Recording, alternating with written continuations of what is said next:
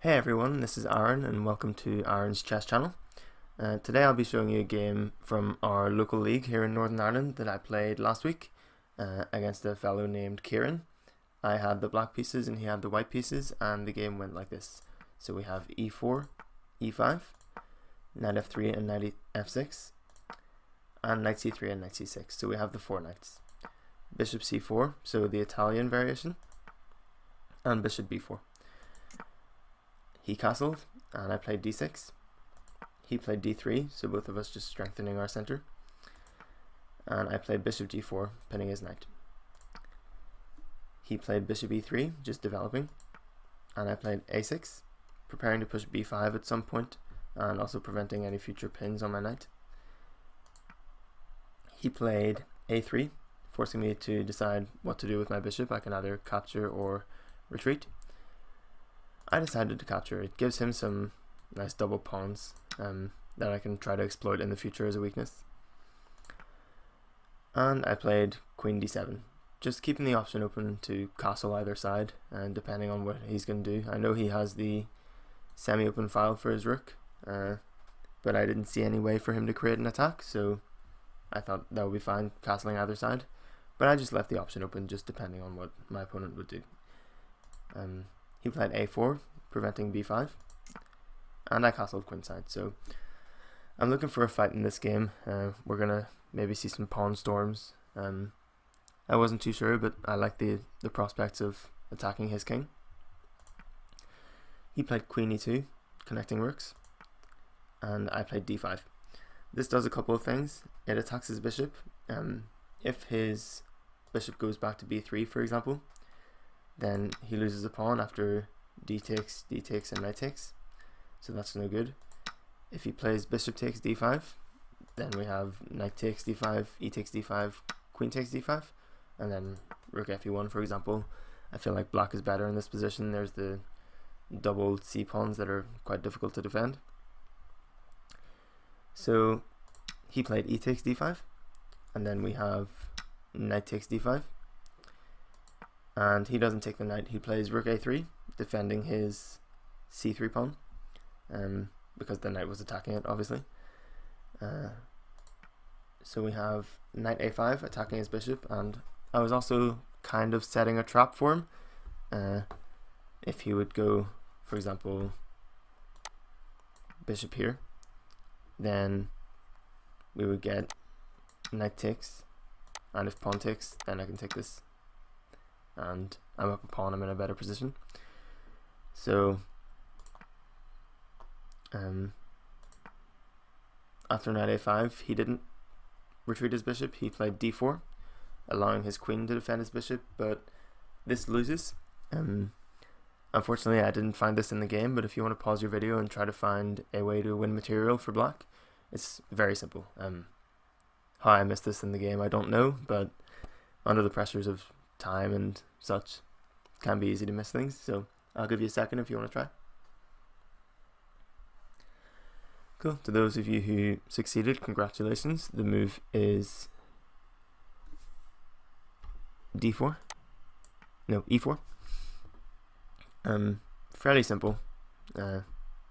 Attacking the pin piece, winning a piece, and again, how I missed this, I don't know, but I'll know for next time to stop looking for complicated tactics and maybe just look for the simpler things. My tactics alarm wasn't very well tuned in this game. But anyway, I played bishop takes f3, and he played g takes f3. Of course, he cannot take with the queen, because then he loses the bishop. And then I took his bishop on e3. He played f takes e3. Again, can't take with the queen, otherwise you lose the bishop. That would be undefended. And queen e7, attacking the undefended rook and also preparing to infiltrate. He played rook a1, saving his rook, and I played knight takes c4, just eliminating that bishop. My knight was on the rim and it was very dim, so why not trade it for white's light square bishop. And then I played queen g5 check, just infiltrating with the queen. He played king h1, and I played rook d6, preparing a nice rook lift, preparing to attack his king. and he played d takes e5. I'm not worried, I'm going for an attack on his king, so I'm not going to recapture that pawn. He plays rook g1, and here I played queen takes e3. Instead of rook g1, he did have a better move that would allow him to equalize. I'm seeing it now. Queen takes on g4, just check, forcing a trade of queens. Then after this, for example, rook takes and rook takes. Fairly equal position. Maybe I'm still slightly better because of the weak pawns. Maybe that's why he didn't want to go into this. So instead we had rook g1, and I played queen takes e3. He played rook takes g6, which I think is just kind of throwing the game away for him. It's allowing me to open this h file and attack his king. I'm sure the engine would say that I have good attacking prospects here. So he played queen g4 check now, but it's too late. I hide away my king, and he plays f4.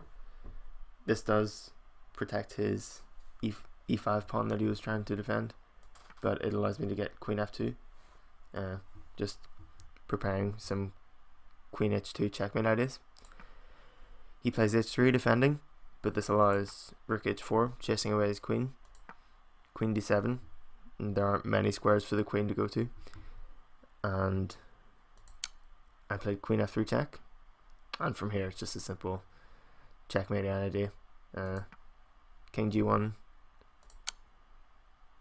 queen g3 check, king f1. If king h1, then he's losing his queen.